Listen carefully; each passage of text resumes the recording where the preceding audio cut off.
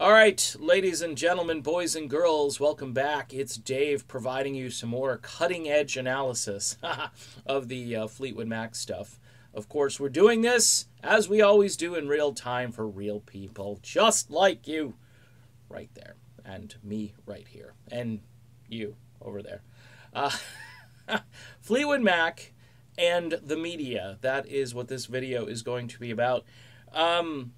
I'm pretty sure objectivity goes out the window when your newspaper says, hey, we'd like you to go down and cover Fleetwood Mac tonight. I know this isn't your strong suit. We know you've been covering things like Lady Gaga and Taylor Swift and Ed Sheeran and whatever is the hot thing of the day. But we'd like you to go out and, cover this old rock band and tell us what you think.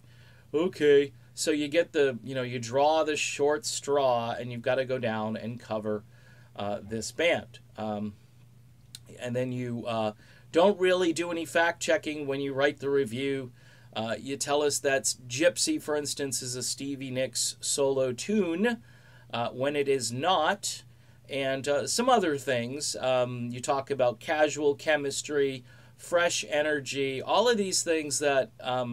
for anyone who tries to write, which I do on occasion, and my writing sucks, I'll just let you know that. I'm not a writer, and I don't pretend to be one, but every so often I do a blog, and I'm always checking for tense, I'm always checking for descriptive words and so forth. But when, people are like 80s-tastic, you got to think to yourself, okay, the level of journalism, at least in the entertainment world, has taken a nosedive, folks. And when Fleetwood Mac is being covered by these entertainment folks, oftentimes I think it's being done as sort of a, well, if I have to, I'll go do it. Very reluctantly that these guys are actually going out there and writing reviews. So most of the reviews, a good majority of these reviews, are gleeful. They're just, wow, it was just wonderful. Stevie Nicks sang, and Neil Finn sang, and Mike Campbell played his guitar, and all was well.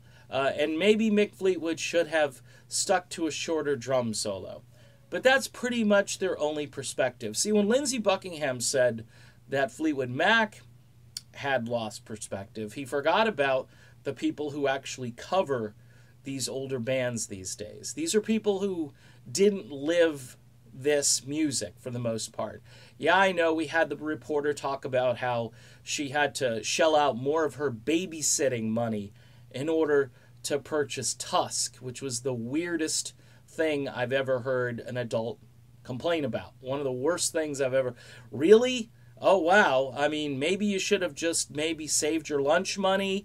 I mean, I can't even wrap my brain around how that got in the article.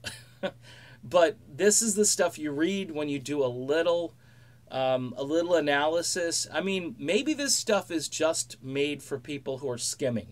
They skim the entertainment section. Oh yeah, Fleetwood Mac was at the at the corporate named building last night, and they performed, and it was sold out. This is another thing you're hearing: sold out show. Even though it's 3,000, 4,000, 5,000 fewer bodies in the seats than when Lindsey Buckingham was in the group. So you're getting a really sort of warped and not very enthusiastic take. I've noticed when the reviews aren't as positive, there's so much more detail in the article as to why. Why didn't this work?